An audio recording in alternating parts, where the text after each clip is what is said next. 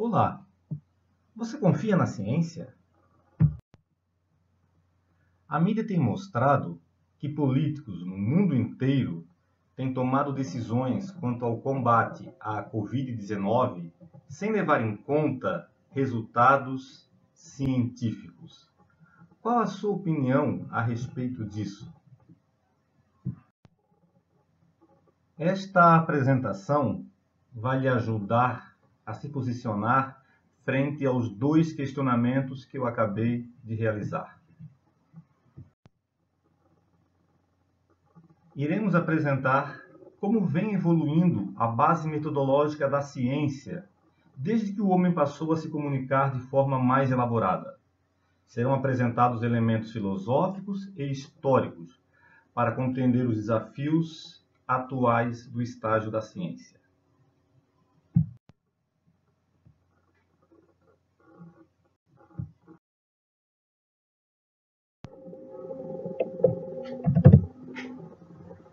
Antes de analisarmos a ciência atual, vamos falar um pouco dela em seu estágio embrionário. O ser humano habita o nosso planeta há 3 ou 4 milhões de anos. Tivemos já como ancestrais o homem de Neandertal e o Homo sapiens, na verdade, nossa espécie, que já está na Terra há aproximadamente 200 mil anos. Isso, 200 mil anos. O ser humano, na verdade, ele conseguiu sobreviver dentro desse contexto graças à descoberta do fogo, ao desenvolvimento de uma linguagem e também ao aprimoramento de armas e ferramentas, mesmo que feitas de forma rudimentar. Foi, portanto, trabalhando através da tentativa e erro que o ser humano conseguiu permanecer no planeta, resolver seus problemas e então chegamos até os dias atuais. O que seria esse método da tentativa e erro? Veremos isso na sequência.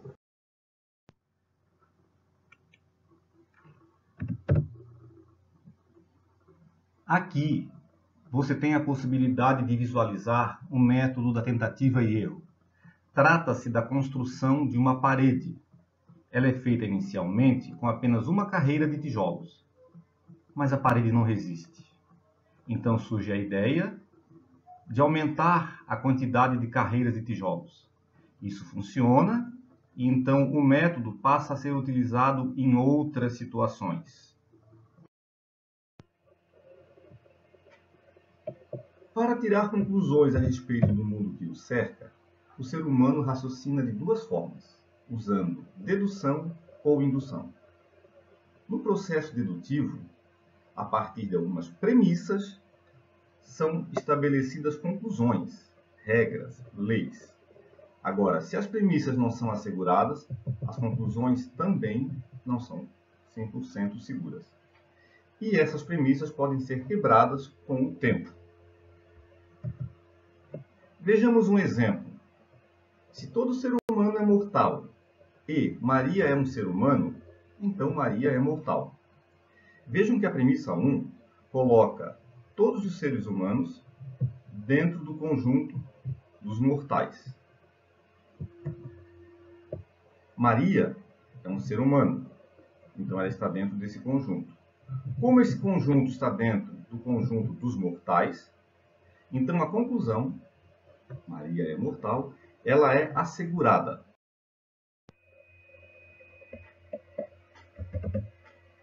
Como vimos anteriormente, no processo dedutivo, as conclusões são verdadeiras quando as premissas também o forem. Vejamos um exemplo. Na proposição indicando que a soma de dois números ímpares é um número par, vários exemplos podem ser testados. É o caso de 1 mais 3, que resulta em 4. 1 e 3 são números ímpares e 4 é um número par. E não nos faltam exemplos que ilustram essa propriedade. Porém, não se pode prová-la caso a caso, porque o conjunto dos números naturais é infinito. Na matemática, nas ciências exatas, há uma maneira de fazer isso trabalhando com premissas. Uma delas é aquela dos números pares. Todo par é um múltiplo de 2, portanto, ele pode ser escrito na fórmula 2 vezes k. Um exemplo é 6, que é 2 vezes 3. Já um número ímpar, essa é a nossa premissa 1, ele é igual a um número par mais 1. Por exemplo, 5 é igual a 4 mais 1. E a nossa conclusão, é o que a gente quer provar, é que se dois números, x1 e x2, forem ímpares, portanto, satisfazendo a premissa 1, o resultado vai ser um número par, ou seja, vai satisfazer a premissa 2. Será que isso é verdade genericamente? Na matemática, nós provamos isso. A soma de dois números ímpares é dada por essa expressão, a partir da premissa 1, cujo resultado é 2 vezes o que aqui está expresso, o que satisfaz a premissa 2.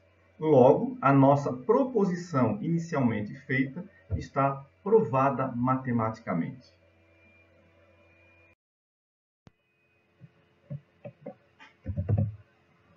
A outra forma de raciocínio utilizada pelo ser humano é a indução. Nesse processo, a partir de observações que mostram a mesma coisa, você generaliza uma regra. Um exemplo seria que hoje você vê um cisne branco, amanhã você vê um outro cisne também branco, e sucessivamente, em diferentes dias e diferentes lugares, você observa cisnes, todos brancos. Logo, como conclusão, todos os cisnes são brancos. Ora, esse é o raciocínio indutivo e ele tem, na sua essência, uma fragilidade. Nada garante que, num dia qualquer, não lhe apareça um cisne que não seja branco. Então, basta aparecer um contra-exemplo, algo que quebre a sua regra, e todo o seu processo indutivo ele está colocado em xeque. Ele não é mais verdadeiro. Observemos que, anteriormente, nós mostramos no processo dedutivo matemático que consegue-se provar proposições, tipo aquele caso onde a soma de dois números ímpares resulta em um par. Matematicamente foi provado. Vejamos um exemplo de raciocínio indutivo. Se observa que o cobre é um bom condutor de calor. Acontece o mesmo para o zinco e o ferro. Ora, como esses três elementos, o ferro, o zinco e o cobre, são metais, você conclui que os metais são bons condutores de calor. Esse é um caso típico de indução. E a fragilidade é bem clara. Em algum momento, se eu lhe apresento um metal que não seja um bom condutor de calor, a sua conclusão ela já não está mais válida. Então, essa é a fragilidade do raciocínio indutivo.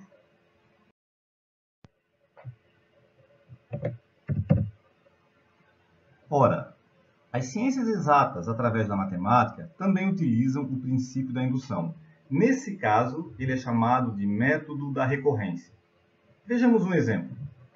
Na proposição indicando que o cubo de um número menos esse número gera como resultado um múltiplo de 3, a gente vai verificar dois casos inicialmente.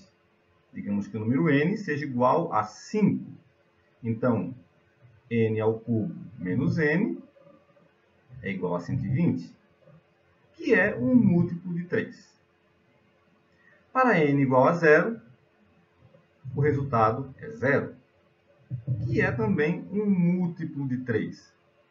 Porém, a gente não tem certeza de que este resultado valha para todos os números naturais. O princípio da indução completa, ou seja, o método da recorrência, permite que se prove isso matematicamente.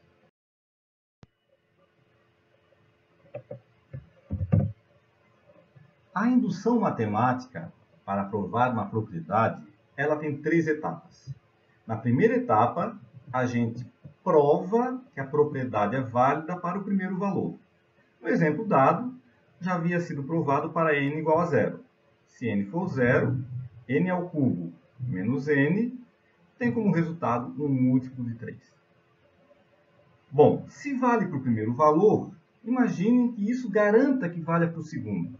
Ora, se vale para o segundo, imagine que isso valha também para o terceiro. E se vale para o terceiro, imagine que automaticamente vale para o quarto. Então, se vale para n, isso valerá para n mais 1. E aí vale para todo o conjunto dos números naturais. Esse raciocínio indutivo, ele estabelece, então, na sua segunda etapa, que a gente faz uma suposição. Supomos que a propriedade é válida para um número k específico. Seja k igual a 5, seja k igual a 8, seja k igual a 289, não importa. Vale para um k genérico. E aí a gente prova que valendo para k, vai valer para o seu sucessor, para k mais 1. E aí, se conseguirmos provar isso, a gente tem uma demonstração matemática indicando que a propriedade é válida para todo o conjunto dos naturais. Então, se vale para k, é porque k ao cubo menos k é um múltiplo de 3. E a gente vai provar que vai valer para o que vem depois do k, k mais 1, e que esse resultado é um múltiplo de 3. E a prova é dada pelas seguintes etapas. Um número, sucessor do k, ao cubo, menos o sucessor do k, é igual a isto aqui. A gente eleva k mais 1 ao cubo. A gente vai operacionalizando matematicamente a aritmética da expressão. E no resultado final, nós temos que k ao cubo menos k, mais 3 vezes k ao quadrado menos k é o resultado. Ora, essa segunda parte é um múltiplo de 3. 3 está aqui multiplicando, está entre parênteses. E essa primeira parte, que foi extraída do desenvolvimento da equação, é o que garante a nossa segunda etapa. Ou seja, nós supomos que vale para um k qualquer. Logo, a soma de dois múltiplos de 3 é um múltiplo de 3. Esse é o processo indutivo matemático que permite que a gente use a imprecisão da indução do raciocínio humana na matemática. E aí nós temos um processo perfeito em termos de demonstração científica.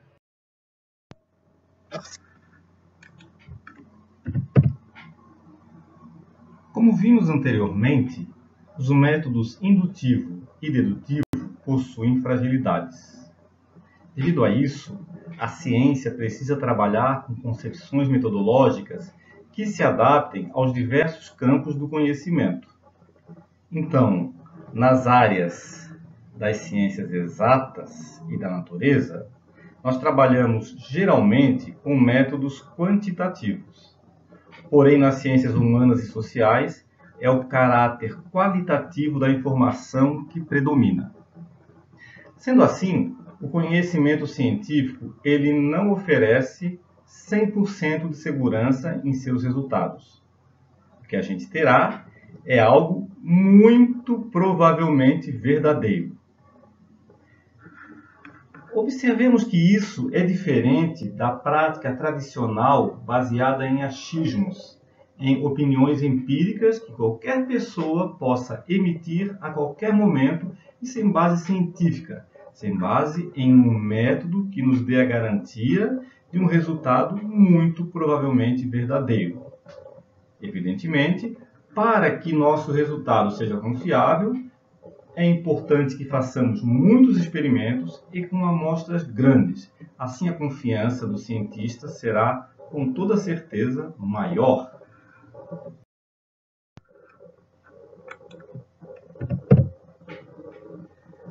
Para conseguir dar conta de todas as variações possíveis no campo das ciências, existem 4 grandes concepções metodológicas: o indutivismo, o falsificacionismo, os paradigmas da pesquisa científica e, finalmente, os programas de pesquisa. A primeira delas, o indutivismo, se baseia num processo onde, a partir de observações, são obtidas leis e teorias. E, tendo essas leis e teorias como sustentação, é possível que se façam previsões e explicações dos fenômenos observados. Ora, como a obtenção de leis e teorias ocorre a partir do método indutivo, Esse processo, o indutivismo, ele tem sua fragilidade, porque as observações não garantem a veracidade das leis e teorias. Já o falsificacionismo, ele não busca gerar leis ou teorias. Ele busca descartar as leis e teorias que são falsificadas. Ou seja, a partir de experimentos, se observa que alguns conhecimentos não eram verdadeiros e eles são então descartados e substituídos por novos conhecimentos. A diferença desse olhar metodológico para aquele do indutivismo é que no falsificacionismo não há uma aleatoriedade nas observações. Pelo contrário, existem problemas que são levados em conta, e então hipóteses são geradas antes de se fazer as observações e de se testar aquelas hipóteses. Já os paradigmas da pesquisa científica, eles são suposições consideradas válidas em determinado momento histórico. E enquanto elas forem válidas, elas são usadas para gerar resultados e explicações científicas. Quando os paradigmas são quebrados, eles são substituídos por novas leis, muitas vezes mais amplas. E mais recentemente, falam-se então em programas de pesquisa. Esses programas eles têm um núcleo firme e imutável, que serão a sustentação de todos os resultados. Esse núcleo firme, ele tem ao seu redor um cinturão que é adaptável, com coisas que podem se modificar à medida que o tempo passa. Os programas podem ser conflitantes e, portanto, com o passar do tempo e com os experimentos, alguns deles se mostram falsos e são abandonados, outros permanecem, e assim a ciência evolui. Iremos ver, em seguida, cada um desses 4 processos metodológicos individualmente.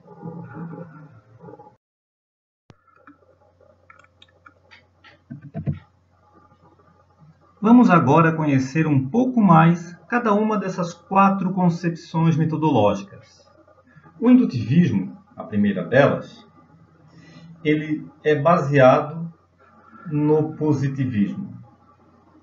Esse positivismo é uma corrente filosófica que surgiu no século XIX, na França.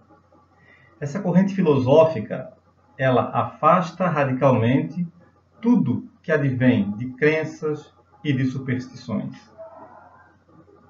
É muito interessante observar a importância e a influência do positivismo na nação brasileira. Observemos que na nossa bandeira há um lema: ordem e progresso.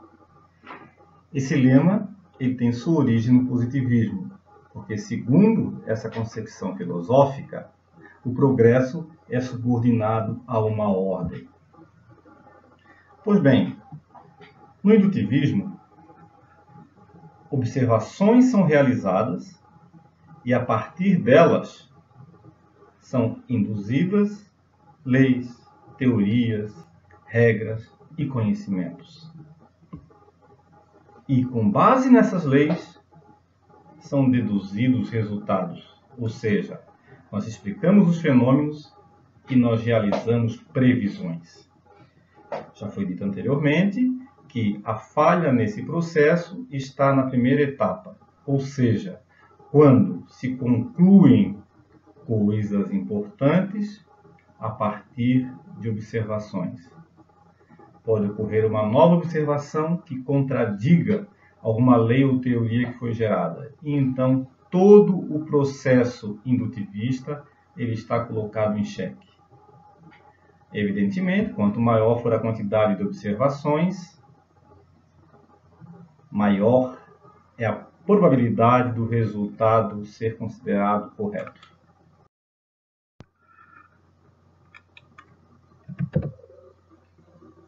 O falsificacionismo se baseia na experimentação, ao contrário do indutivismo, que acabamos de apresentar, que está focado na observação. De acordo com o falsificacionismo, não se busca confirmar teorias. O que se propõe é que as teorias que existem sejam sustentadas a partir de uma série de testes e experimentos que não conseguem derrubá-las. Então, com o passar do tempo e com os diferentes testes que são realizados para cada teoria e que não conseguem derrubar aquilo que se acredita, essas teorias acabam sendo fortificadas, fortalecidas e, portanto, são aceitas como verdades. Logo, quanto mais se testa uma hipótese e não se consegue apresentar qualquer falha relativa a ela, mais confiável é a hipótese. Esse procedimento falsificacionista, ele surgiu no início do século XX, lá pela década de 1930. Porém, há exemplos, até mesmo anteriores, que mostram como ele é forte. Um desses exemplos advém do campo da física.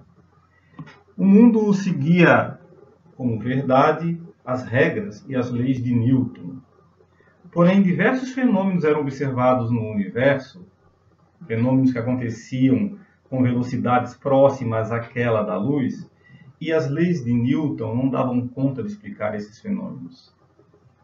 Daí apareceu Einstein com a sua teoria da relatividade, que propôs explicações diferenciadas e mais amplas, as quais contemplam as leis de Newton, porém explicam os fenômenos quando eles acontecem em velocidades próximas à velocidade da luz, e então aquela teoria de Newton foi considerada falsificável e foi substituída pelas regras, pelo conhecimento, pelas ideias de Einstein, ou seja, pela teoria da relatividade.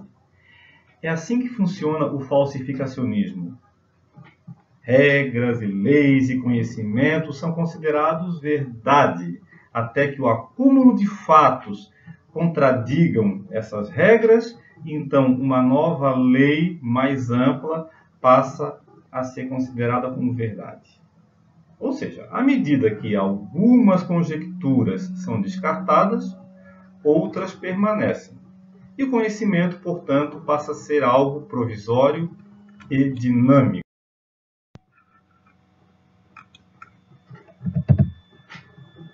É, portanto, dentro dessa corrente falsificacionista que se encontra o método hipotético dedutivo.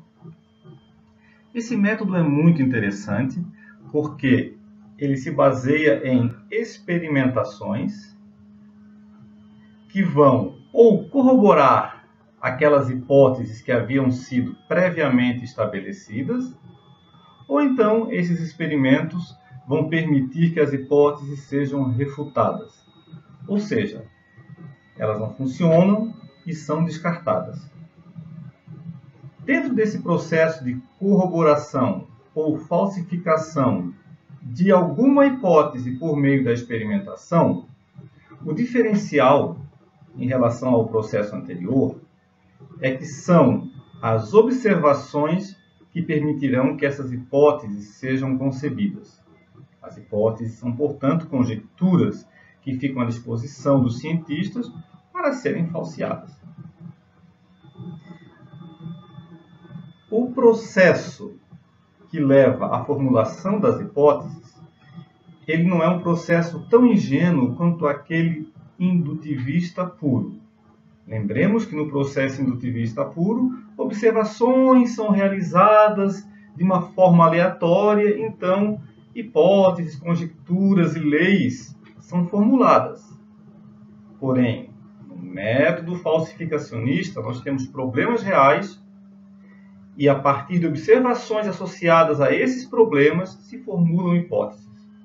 Há, portanto, duas diferenças muito grandes entre os dois métodos. Na concepção metodológica indutivista, a maneira de formular as hipóteses ou leis é diferente. E também o objetivo final é diferente. No falsificacionismo, não se busca comprovar nada, apenas corroborar ou então falsificar e descartar. Essa é a grande diferença dos dois métodos.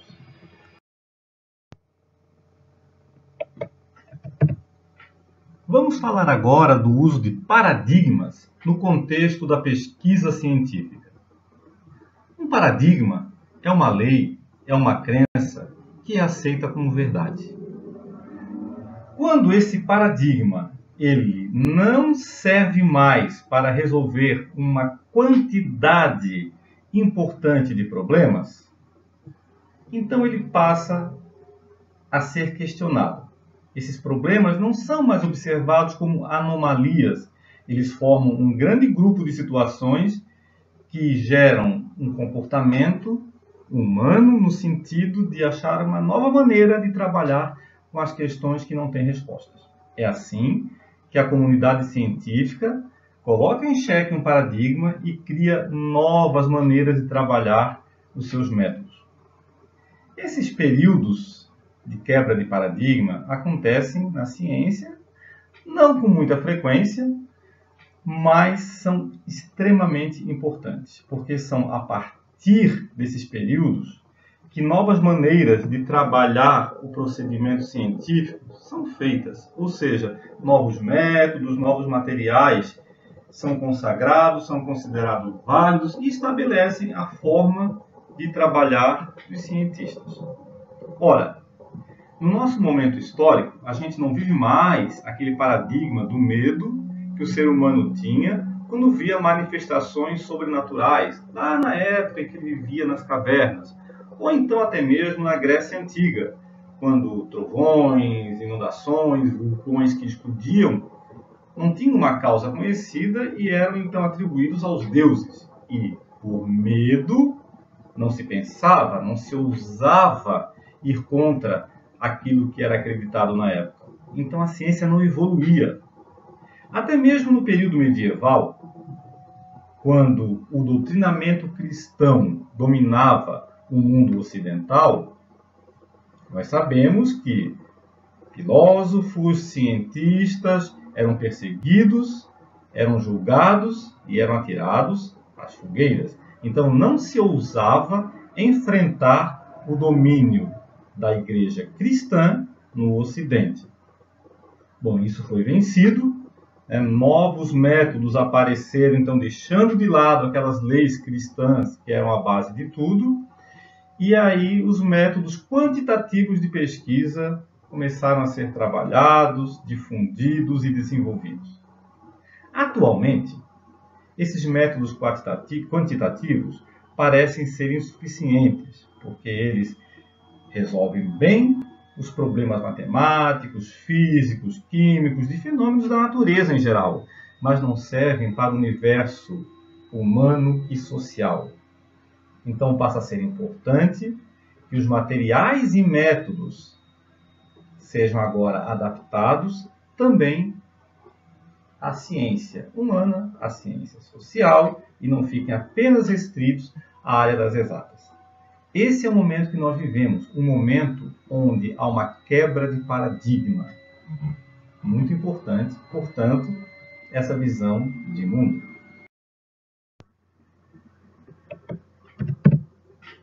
Chegamos então à quarta concepção metodológica, os programas de pesquisa.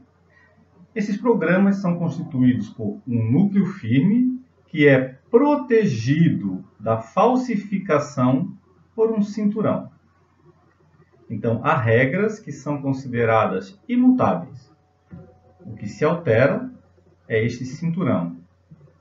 São conhecimentos e leis que podem ser modificados a partir do momento que alguma anomalia mostra que alguma coisa não está prevista de acordo com aquilo que impõe o núcleo firme.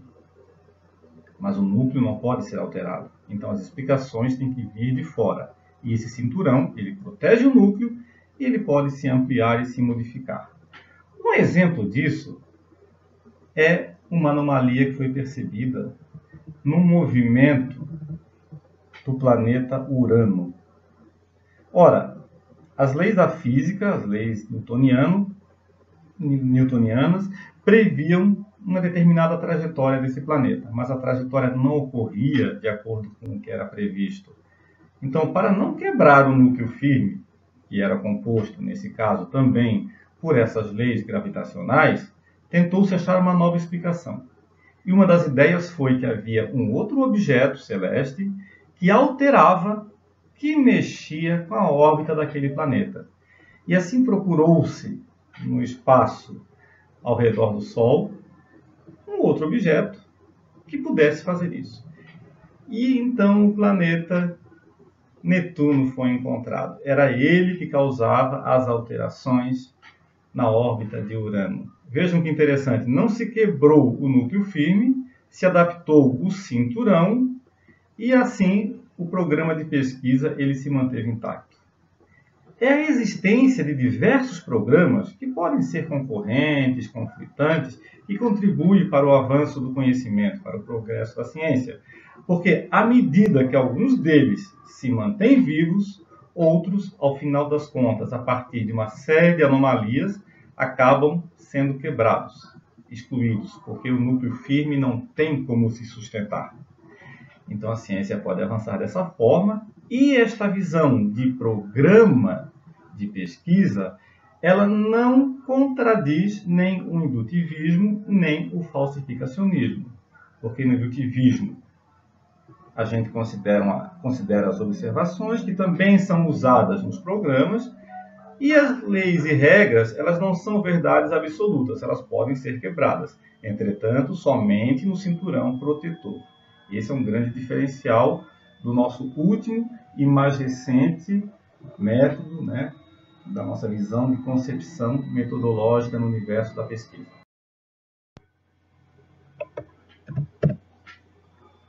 Uma definição interessante de filosofia é que ela é uma prática discursiva que tem a vida como objeto, a razão por meio e a felicidade por fim.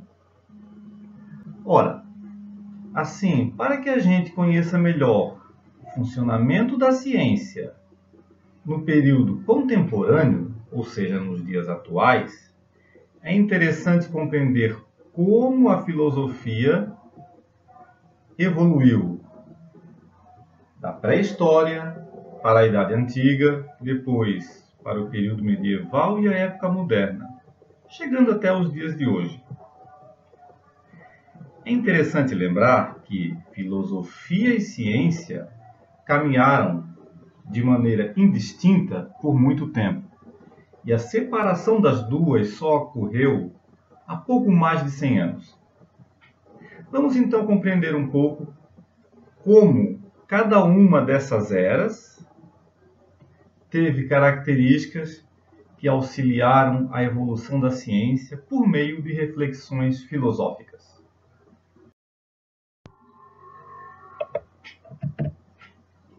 Retomando o conceito de filosofia, que é compreendida como uma prática discursiva que tem a vida como objeto, a razão por meio e a felicidade por fim, lá na Grécia Antiga, as pessoas que refletiam, elas buscavam a felicidade e o bem-estar.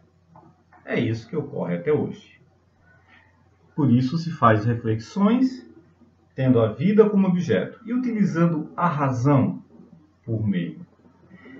Naquela época, entretanto, era necessário que algumas pessoas enfrentassem o medo de ofender os deuses, entidades divinas, que poderiam punir as pessoas caso elas fizessem qualquer coisa considerada errada. Ora, esse medo impediu a evolução da ciência, porém algumas pessoas, como, por exemplo, o pensador Sócrates, usaram o poder da conversação, chamado de dialética, para então estabelecer formas de atingir um conhecimento mais profundo. Esse método dialógico foi um dos grandes paradigmas da filosofia na Grécia Antiga. Hoje em dia não se usa mais essa técnica, nós temos outros métodos que permitem que o pensamento científico evolua.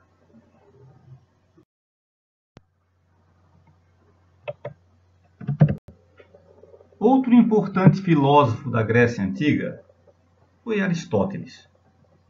Ele era partidário do empirismo, ou seja, defendia que a partir da observação os conhecimentos eram adquiridos. Reza a lenda que, ao observar o gradual desaparecimento de embarcações no horizonte, ele percebeu que a Terra não seria plana. Ora, a partir do momento que esses navios se afastavam do litoral, não se conseguia mais perceber aquela parte que tocava a água e somente ficavam visíveis as partes superiores. Até que, ao final, a última parte, o ponto mais alto do mastro, não podia mais ser avistado. Se a Terra fosse plana, o navio deveria desaparecer e diminuir uniformemente. Porém, com a Terra sendo curva, essa perspectiva de que a parte de baixo iria se escondendo e a parte de cima seria a única a ser vista até que se afastasse bastante do litoral, era a única que explicava esse fenômeno. Para Aristóteles, o conhecimento partia então do individual para o genérico, do caso específico para uma regra que contemplava diversas situações. Isso é o que nós já falamos e chamamos de indução. Foi também Aristóteles que criou toda a lógica da matemática.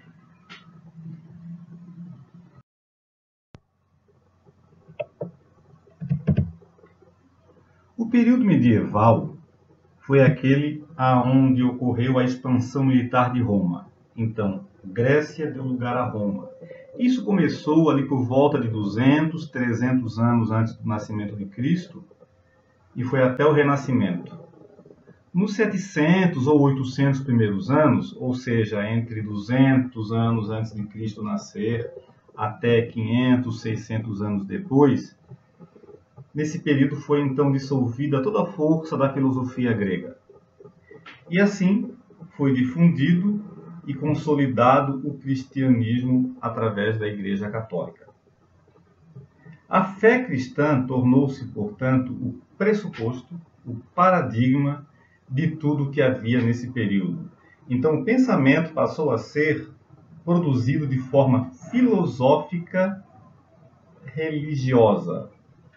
Poderia-se até dizer que era uma produção filosófico-teológica. E por que isso?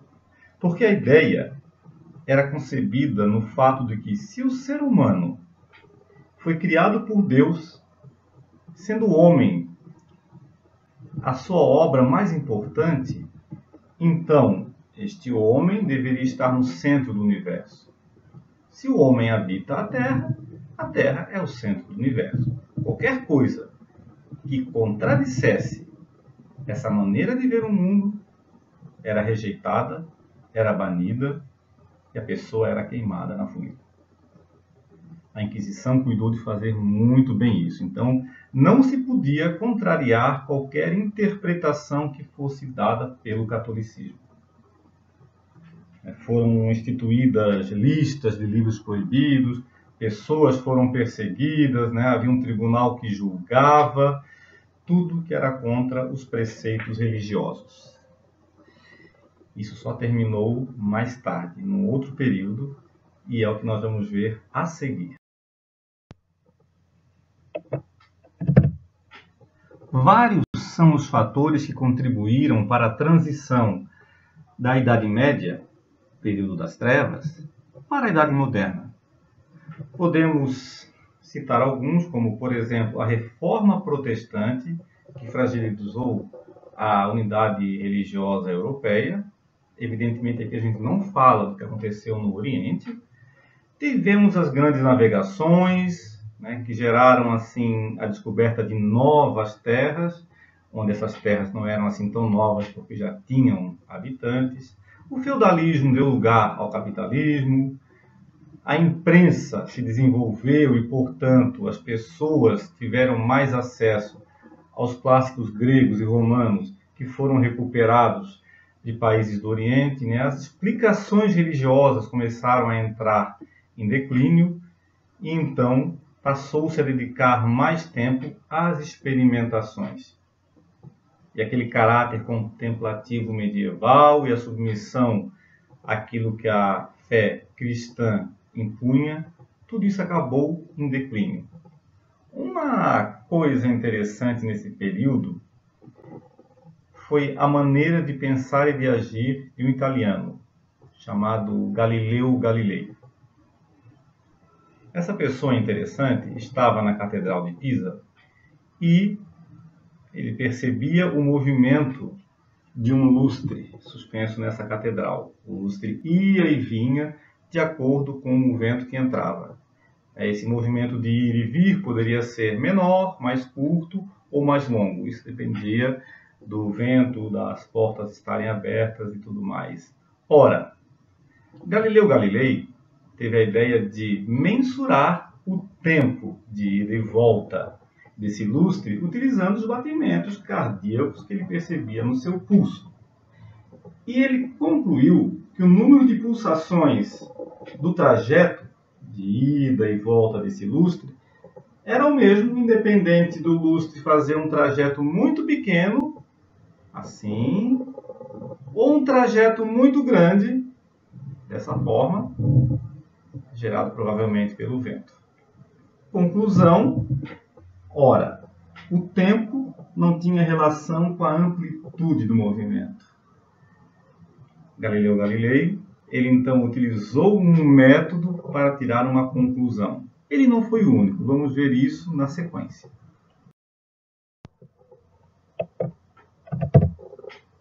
Foi nesse período de liberdade de pensamento, a época moderna, que diversos matemáticos tiveram ênfase. Eles buscaram explicar a realidade através de formulações racionais. E a base de tudo era a geometria, a matemática. Podemos citar Descartes, Laplace, Pascal. Essas pessoas estiveram muito envolvidas com o desenvolvimento do procedimento lógico-dedutivo. Esse procedimento lógico-dedutivo, ele permitia que se encadeassem observações, elaboração racional de hipóteses e, ao final, que se pudessem fazer previsões. Então, a partir de observações, algumas hipóteses poderiam ser elaboradas, elas seriam então confirmadas por meio da experimentação, e com isso seriam criadas leis e teorias. Essas leis e teorias poderiam então, de forma dedutiva, serem aplicadas, de forma a gerar previsões e explicações.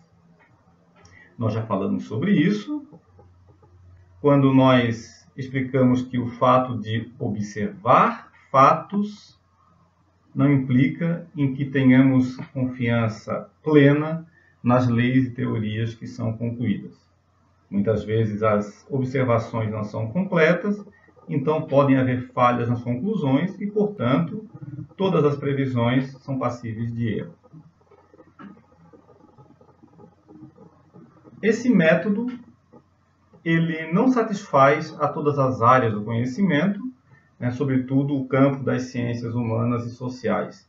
Então, reduzir ao raciocínio matemático todas as questões existentes não é algo que contemple todos os setores da sociedade. Vamos ver um pouco disso na sequência. Ora, foi no período moderno que toda a liberdade de pensamento permitiu que se desenvolvesse um modo de raciocinar em ciência utilizando a lógica e a dedução. Esse processo lógico-dedutivo, ele acabou gerando a quebra daquela visão fusionada entre ciência e filosofia. O saber começou a ser compartimentalizado. Então, o mundo passou a contar cada vez mais com especialistas. E isso vai até hoje. Cada área, cada sub-área, a sub-área de cada sub-área é um campo específico e nós contamos com especialistas em todos esses setores. A filosofia, então, ela saiu daqueles círculos fechados na qual vivera desde o tempo da Grécia e o ser humano começou a contar com a razão para gerar seus resultados. A estatística ela passou a subsidiar todos os raciocínios científicos. E isso existe até os dias atuais. A grande questão é que o mundo social e humano nem sempre estiveram em acordo com os raciocínios estatísticos e quantitativos. Daí todos esses processos de concepções metodológicas que a gente já apresentou. O indutivismo, o falsificacionismo, os paradigmas de pesquisa e também os programas de pesquisa. Todos eles vêm tentando dar respostas aos processos que fazem a gente raciocinar por meio filosófico e científico, buscando responder a questões importantes na vida do ser humano.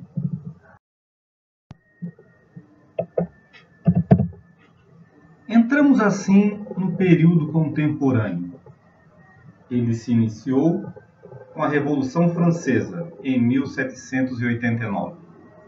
Sim, já estamos há mais de 200 anos vivendo nessa era.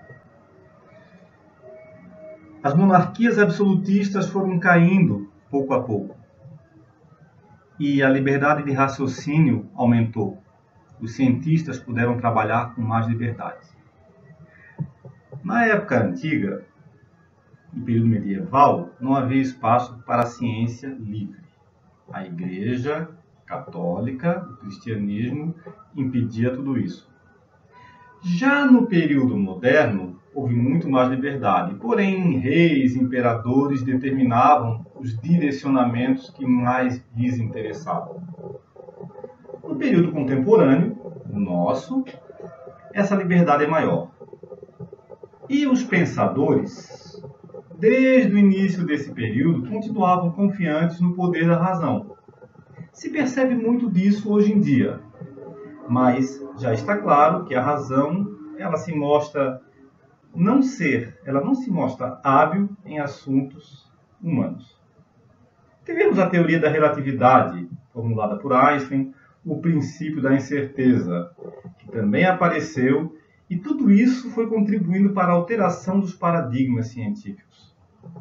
O capitalismo ele se expandiu, com ele houve uma maior exploração do trabalho humano, vieram as correntes socialistas, que também não conseguiram, com seus ideais libertários, dar uma boa resposta para o mundo, porque alguns sistemas se tornaram autoritários.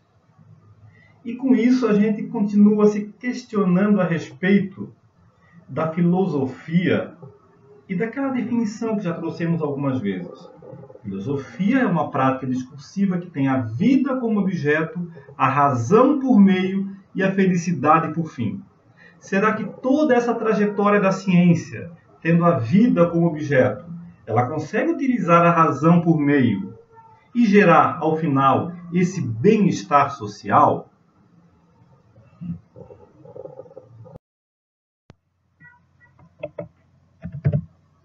Essa pergunta que acabamos de colocar é extremamente importante. Afinal, de que vale a ciência se não for para o bem-estar da humanidade? E isso em harmonia com a natureza. Será que nós estamos atingindo esse objetivo?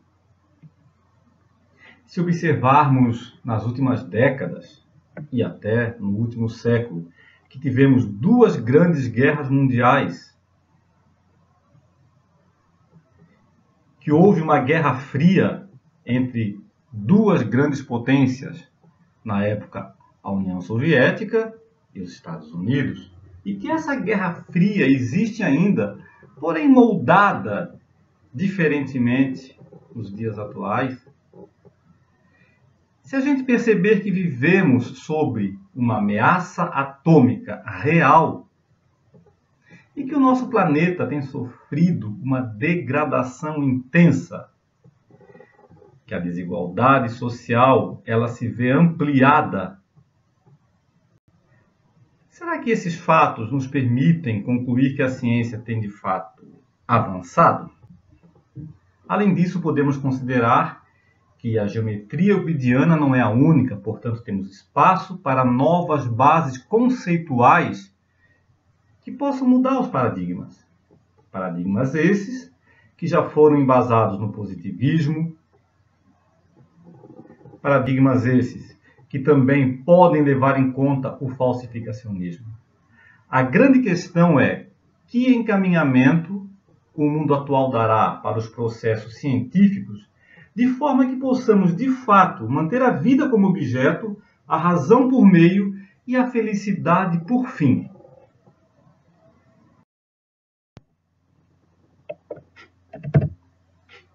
Chegamos então ao último slide dessa apresentação. Fizemos uma viagem no tempo, partindo da pré-história, lidando com a Grécia Antiga, passamos pelo período medieval, pelo Renascimento e chegamos aos dias atuais, com a percepção de que um novo paradigma científico é necessário, para que a gente possa melhor compreender e explicar o mundo que nos cerca, para que as diversas áreas da ciência possam ser trabalhadas de forma científica e com métodos aceitos. Evidentemente, o ideal seria que a ciência se mantivesse neutra. Porém, eu deixo a você uma reflexão. Considerando os eventos associados a um vírus muito recente que vem atacando o nosso planeta e matando milhões de pessoas, e observando a maneira como os governantes, de forma geral no planeta, desconsideram toda evolução científica, os protocolos que são feitos, os resultados emitidos. Considerando esses aspectos, você acha, de fato, que a neutralidade é uma posição adequada frente a esses problemas que são também de ordem política, ou que ela é uma posição insustentável? Essa pergunta fica como reflexão. Até mais.